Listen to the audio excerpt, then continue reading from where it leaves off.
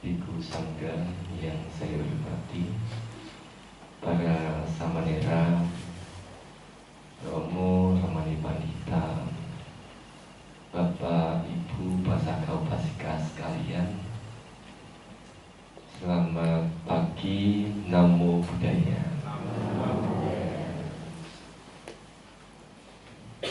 Hari ini merupakan hari yang khusus, hari yang spesial.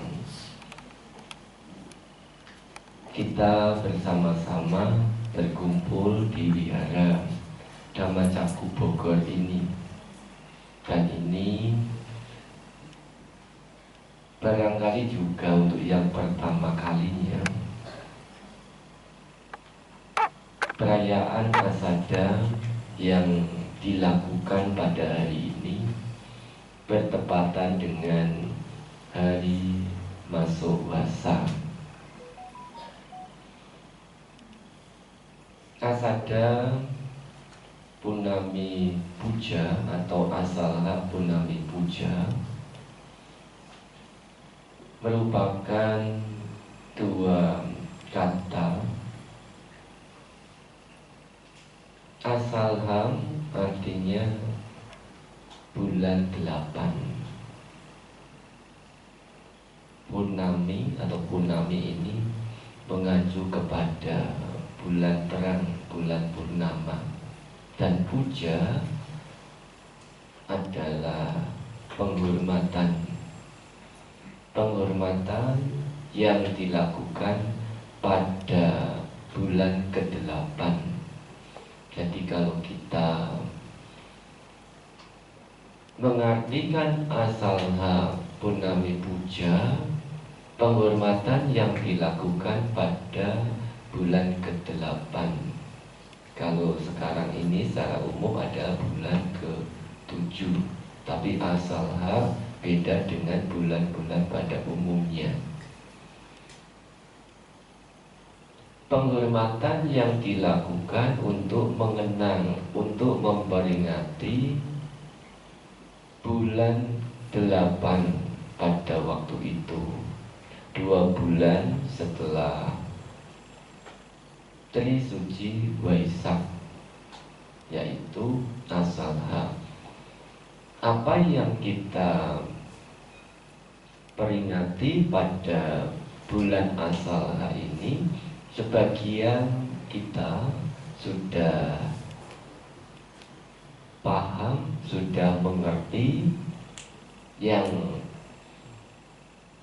mengatakan secara keseluruhan pemutaran Buddha Dhamma. Namun Asalha Puja secara spesifik itu memiliki 4 karakteristik, yaitu yang pertama, Asalha ini adalah hari pertama di mana Guru Agung kita mengumandangkan Buddha Sasana atau membabarkan Buddha Sasana. Yang kedua, merupakan hari pertama Guru Agung kita membabarkan Dhammacakkappavattana Sutta. Dhammacakkappavattana Sutta yang dikenal pemudaran roda Dhamma yang pertama.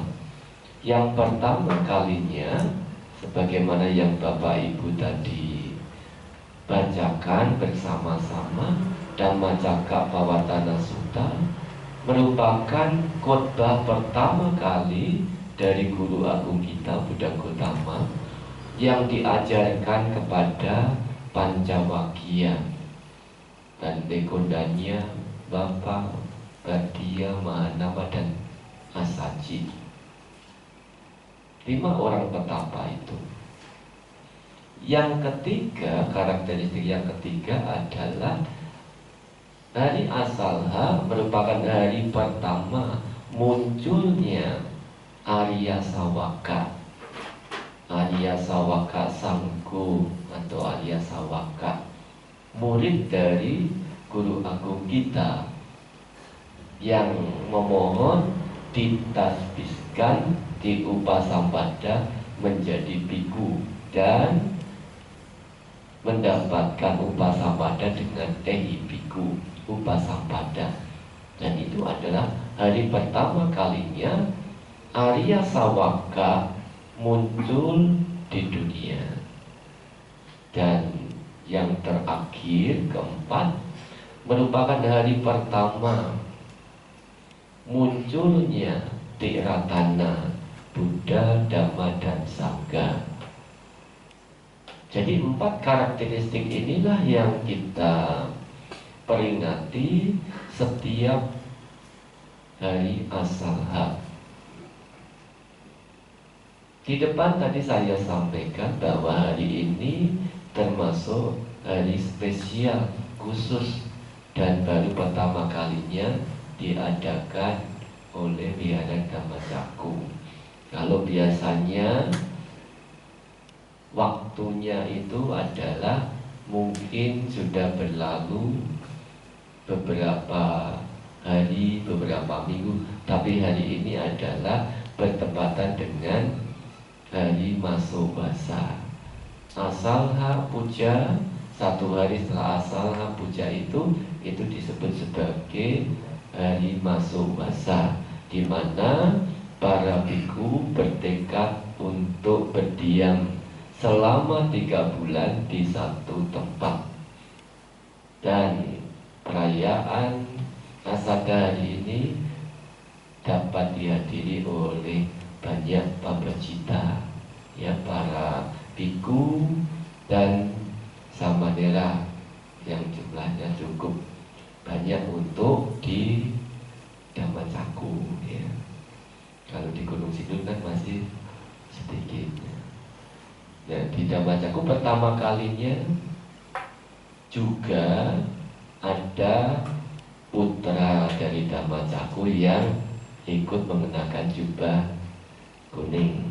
Nah, ini sebetulnya merupakan pancingan, dipancing supaya nanti ada generasi-generasi yang lainnya, ya, dapat berlatih mengikuti jejak guru agung kita, hingga pada saat ini ada putra daerah, putra wihara sini yang menjadi samanera selama 2 minggu lebih, 2 minggu lebih, ya, tanggal 6 yang lalu.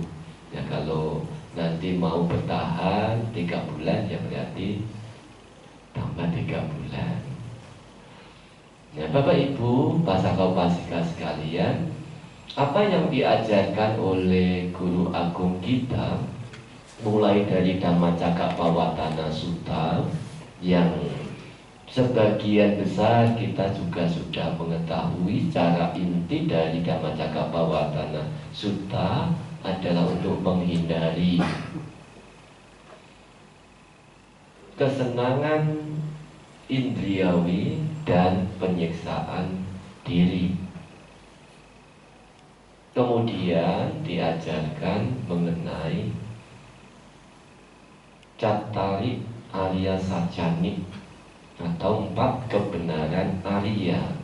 Duka, munculnya duka, padamnya duka, dan jalan menuju padamnya duka. Di sini saya tidak akan menjelaskan secara rinci mengenai apa yang disampaikan di depan tadi. Namun ada satu hal yang menyebabkan guru agung kita dapat membabarkan dhamma kepada kita, yaitu adanya kualitas diri seorang manusia. Manusia memiliki kualitas, memiliki keunggulan sebagaimana yang disampaikan oleh guru agung kita, Micca Carana Sampano Soseto Dewa Manusia. Dia yang sempurna pengetahuan dan tindak tanduknya adalah yang terunggul di antara para dewa dan manusia. Dalam beberapa hal manusia bisa belajar, bisa mengembangkan diri, dan bisa berlatih. Ini adalah karakteristik kita sebagai manusia. Bisa belajar, mengembangkan diri, dan berlatih.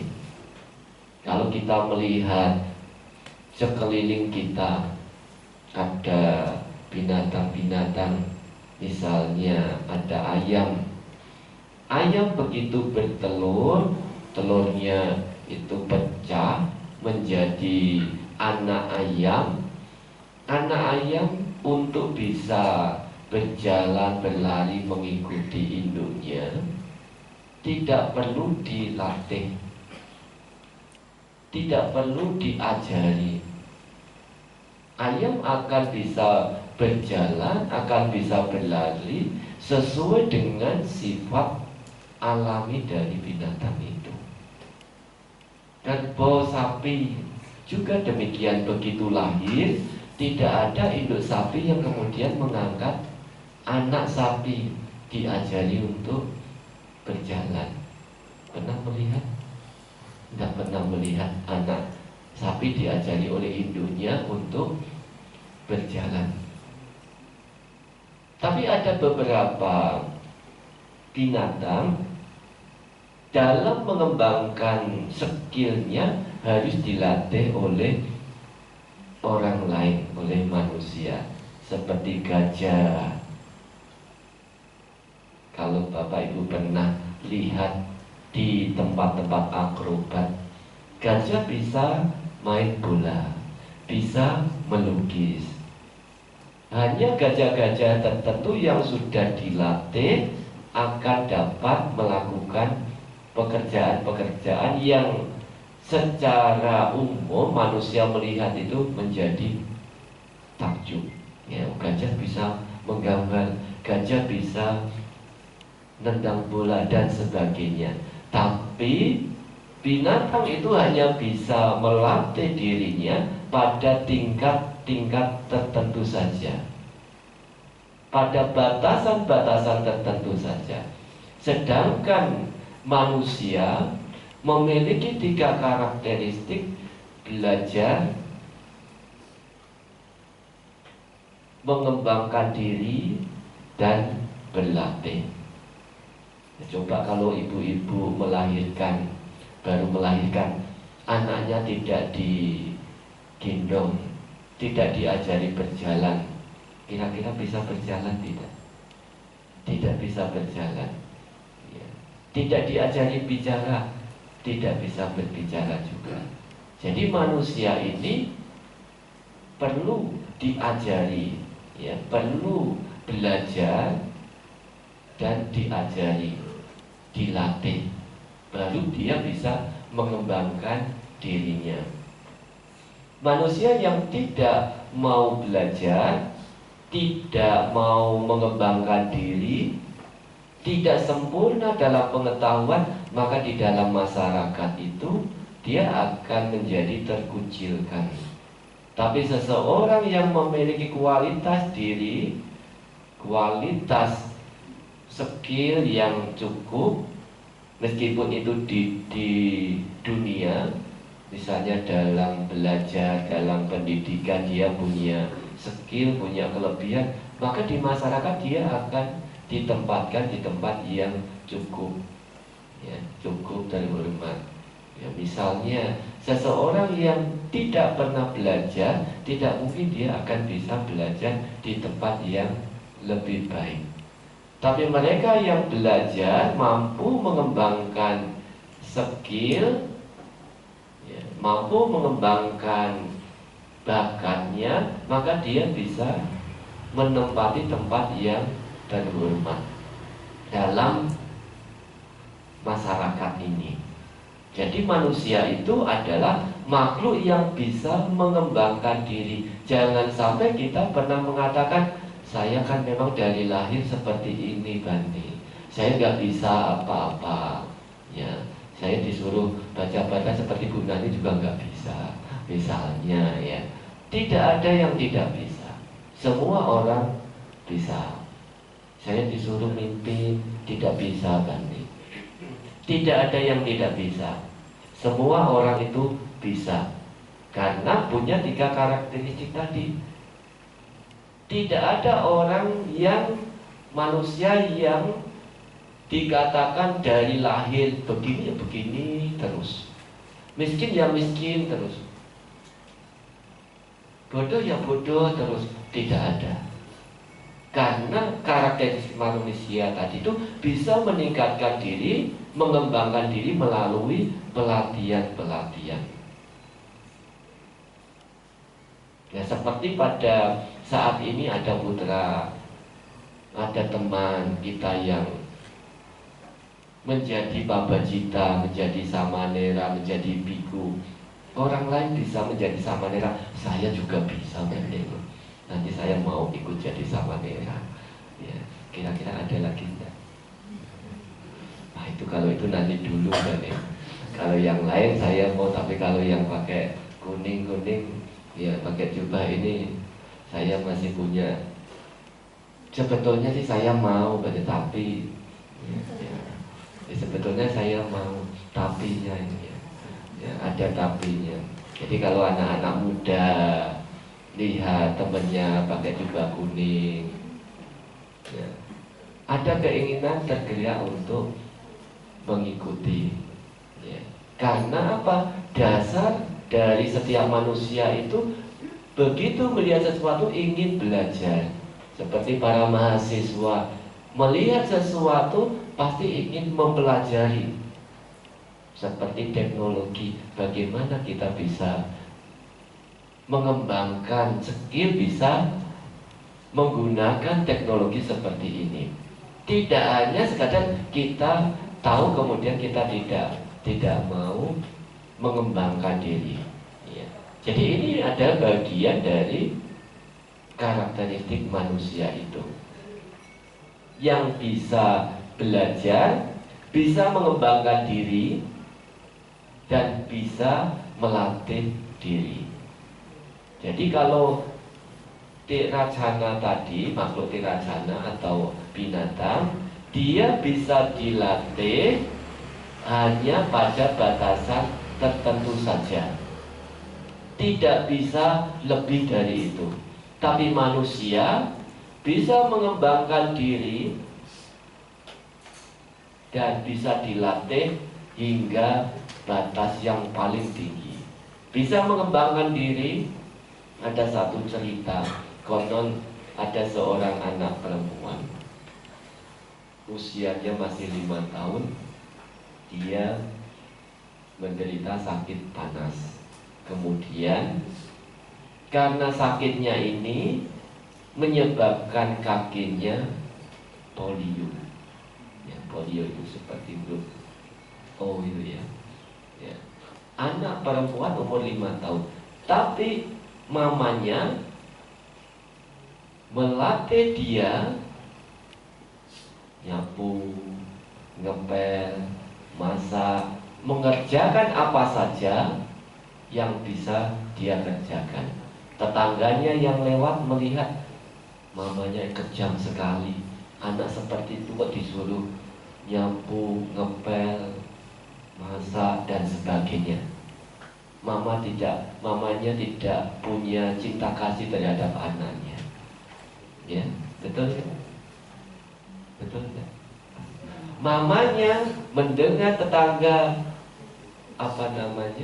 omongan tetangga itu, kemudian masuk kamar dan menangis.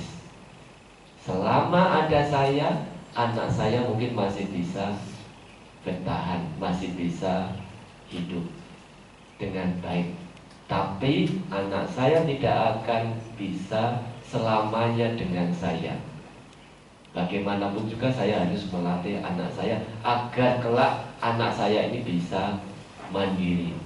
Nah, singkat cerita, karena latihan yang diberikan oleh orang tua, anak ini ketika besar sekolah juga menjadi pandai, dan ketika setelah sekolah menjadi salah satu manajer dalam perusahaan besar. Anak perempuan yang kakinya polio. Nah di situ kita bisa mengambil hikmah bahwa manusia dengan pelatihan itu bisa mengembangkan dirinya ke tingkat-tingkat yang paling tinggi. Hal ini dicontohkan oleh guru agung kita. Beliau mengembangkan diri, belajar, beliau juga sangat banyak yang dipelajari oleh beliau, dapat mengembangkan diri dan dapat melatih diri. Namanya melatih, ya, melatih diri itu enak tidak enak, ya. Seperti para samanera ini sedang berlatih 2 minggu, yang tadinya makan 3 kali, sekarang makan 2 kali. Ya awal-awal bagaimana? Ya ting-tong ya terusnya. Ya. Tapi jangan khawatir, ada coklat, ya, ada minuman yang manis, jadi tidak sampai lapar, ya tidak sampai lapar.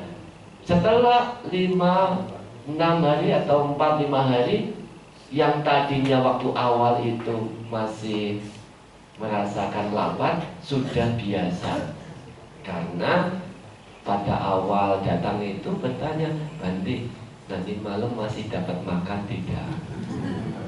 Ya, ini artinya apa? Kita masih belum terbiasa. Ternyata setelah tinggal di wihara beberapa hari menjadi terbiasa. Ada makan malam, semalam banyak makanan di Gunung Sindur karena asada. Ya. Sebenarnya lihat makanan juga enggak tergiur, enggak tertarik untuk makan lagi. Ya, jadi sudah biasa. Karena apa? Ada latihan.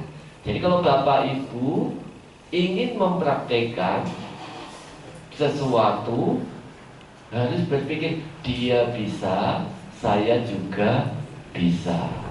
Orang lain bisa, saya juga bisa. Orang lain tidak bisa, saya ada kemungkinan bisa kalau ada usaha.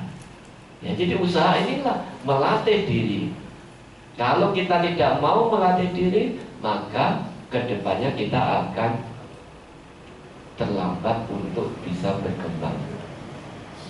Ibu bapak, saudara-saudari sekalian, ada 4 hal yang bisa kita gunakan untuk melatih diri, khususnya kita sebagai manusia, dalam mengembangkan kualitas batin kita.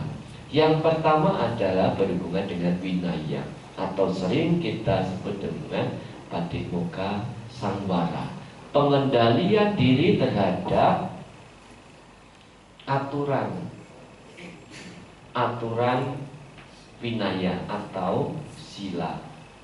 Winaya ini tata tertib, aturan yang digunakan bukan hanya sekadar kita tidak membunuh, tidak mencuri dan sebagainya. Itu ada sebagai hal yang sangat mendasar. Tetapi aturan ini berhubungan dengan tempat di mana kita berada.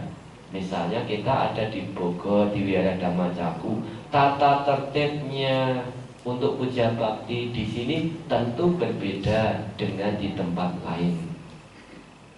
Cara berpakaiannya di sini juga berbeda dengan di tempat lain. Ya. Ini adalah bagian dari tata tertib aturan yang ada di dalam masyarakat.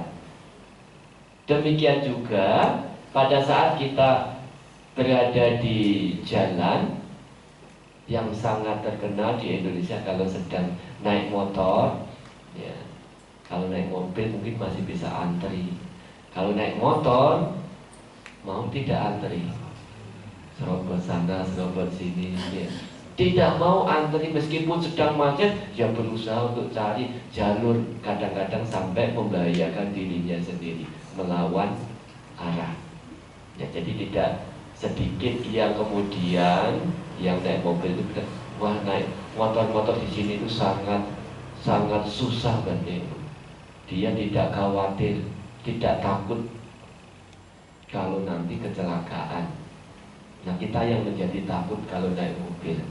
Jadi naik motor, naik mobil itu pun ada aturannya, ada tata tertibnya.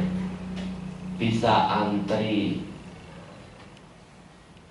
Ada yang nyentuh bebek saja bisa antri. Ya, kita manusia budaya antri saja kok sangat lemah. Ini adalah bagian dari pelatihan. Apalagi kalau di lampu merah, nah siap-siap ya.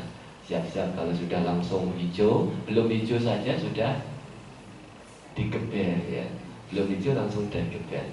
Nah, di sini kita bisa melatih bagian dari winaya itu, selain yang paling mendasar untuk kita latih dalam winaya atau patimokkha sangwara ini adalah sila atau 5 sila sebagai berumah tangga. Tidak membunuh, tidak mengambil barang yang tidak diberikan, tidak berbuat asusila, tidak berbohong, tidak minum minuman yang dapat menyebabkan lemahnya kesadaran. Ini adalah yang paling mendasar. Kalau kita sudah bisa melatih yang paling dasar ini, kita tingkatkan menjadi 8 sila. 8 sila kita sudah terbiasa, ada waktu kita tingkatkan untuk berlatih menjadi samanera dengan praktek 10 sila. Setelah kita mampu mempraktekkan, kita tingkatkan lagi yang lebih tinggi menjadi biku.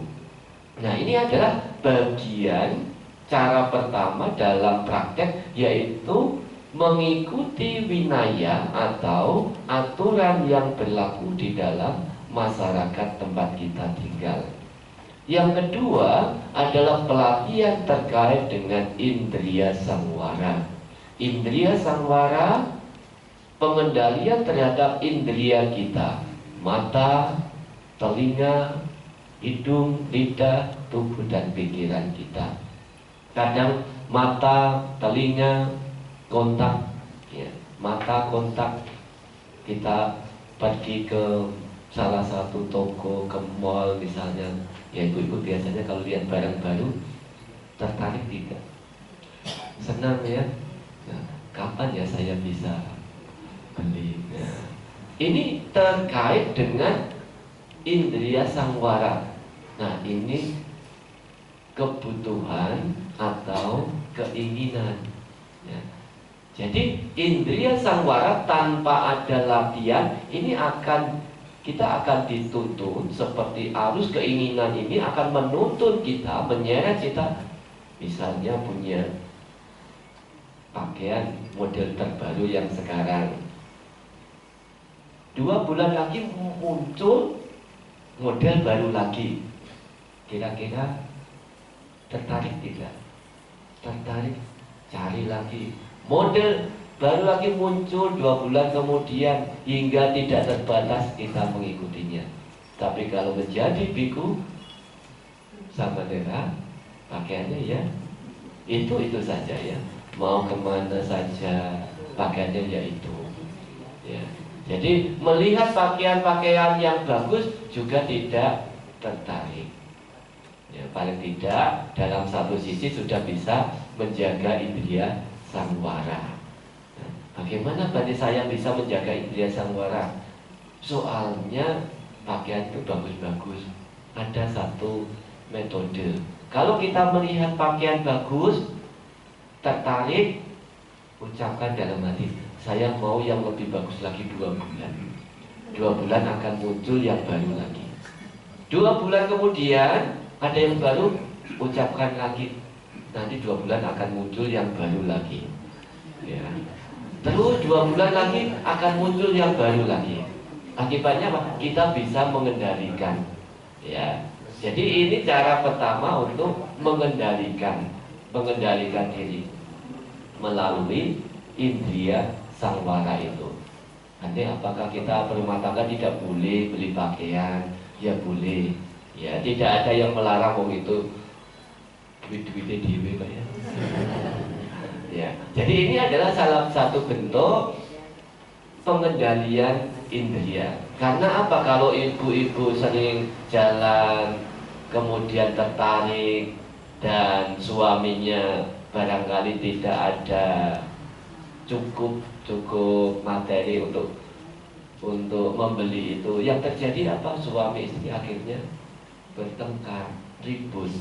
Ya, biku ini tempatnya curhat, suami istri yang ribut. Ya, sampai pada batasan-batasan begitu. Ya, karena apa? Tidak adanya indriya samvara itu. Yang ketiga, cara melatih diri yang ketiga adalah dengan ajiwa parisuddhi atau kesucian, kebersihan dari mata pencaharian. Jadi memiliki mata pencaharian yang bersih, mata pencaharian yang baik, tidak sampai melakukan hal-hal yang buruk, tidak sampai melakukan pelanggaran norma-norma di masyarakat, termasuk meskipun itu gajinya besar, ya gajinya besar, jangan sampai kita dekat-dekat dengan rompi oren. Ya, tahu rompi oren ya? Apa itu? KPK. Ya. Jadi meskipun keinginan untungnya itu besar, tapi jangan sampai pekerjaan yang kita lakukan menyerempet ke sana. Nah, ini dikatakan sebagai ajiwa parisuddhi.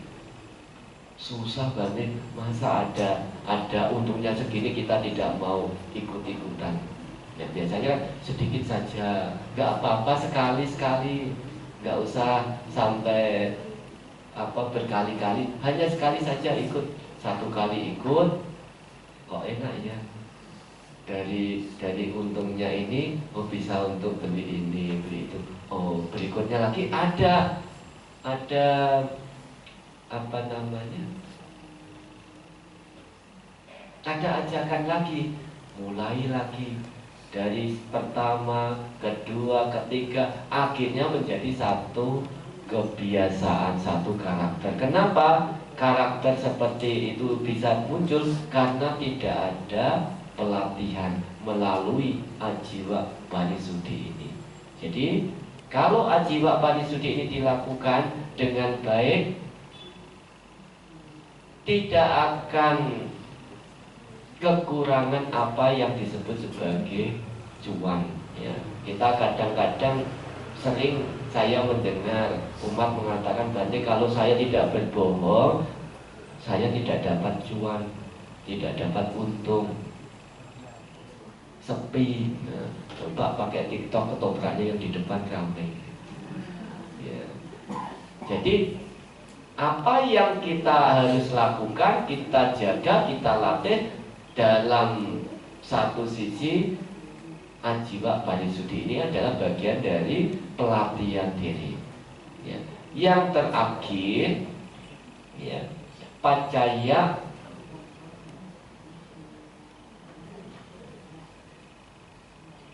patik sewana. Pacaya patik sewana artinya menggunakan kebutuhan catu pacaya dengan kebijaksanaan. Ya, catu pacaya ini adalah yang sangat mendasar. Catu pacaya 4 kebutuhan dasar: pakaian, makanan, tempat tinggal, obat-obatan. Ini adalah yang mendasar digunakan oleh setiap orang, baik pabajita maupun perumah tangga. Nah, meskipun saat ini ada tambahannya, ya, teknologi. Ya, tahu batas dengan kebijaksanaan dalam menggunakan hal-hal tersebut. Jangan sampai masa-masa yang sekarang ini kita menggunakan teknologi tidak dengan kebijaksanaan. Ya.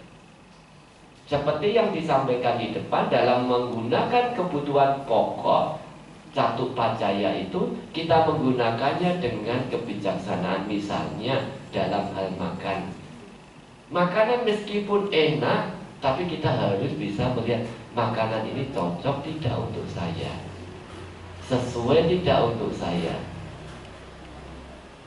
Kalau tidak sesuai, meskipun itu enak, ya harus bisa menahan diri. Tidak hanya asal yang penting saya ingin, saya bisa makan. akibatnya akan membahayakan diri kita. Maka ini 4 hal ini yang perlu kita latih dalam melatih diri sebagai manusia, sehingga kita akan menjadi orang yang terlatih, bisa melatih diri dengan baik, yang kemudian akan mendapatkan manfaat tanto seto manusesu, ya. Di antara para manusia, di antara manusia yang ada di masyarakat ini, mereka yang dapat melatih dirinya dengan baik, itulah yang terunggul, ya. Jadi inilah manfaat yang kemudian dicapai oleh guru agung kita. Beliau dapat melatih diri dari seorang pangeran menjadi petapa, pabajita, hingga menjadi seorang Buddha. Dan beliau juga mampu mengajarkan dhamma, tidak kenal lelah selama 45 tahun mengajarkan dhamma. Dan pada saat sekarang ini, apa yang beliau lakukan bermanfaat untuk semua makhluk, bukan hanya manusia, serta dewa manusana, guru para dewa dan manusia. Hingga saat ini kita bisa mempelajari dan mengingat keluhuran guru agung kita melalui pemutaran roda dhamma yang pertama itu. Maka apa yang beliau babarkan, dhamma yang beliau babarkan dimulai dari Dhamma Cakkappavattana Sutta itu sampai sekarang, hendaknya lah kita sebagai sawaka, ya, sebagai murid dari beliau, mampu mencontoh apa yang beliau lakukan. Karena pada dasarnya manusia itu bisa belajar, mengembangkan diri, dan dapat melatih diri. Dengan 3 hal ini, maka kita akan dapat menjadi orang yang terunggul di dunia ini. Selamat memperingati Asalha Puja. Semoga berkah Asalha Puja ini selalu menyertai Bapak Ibu sekalian. Sabbe sata bhavantu sukhitata. Semoga semua makhluk hidup berbahagia.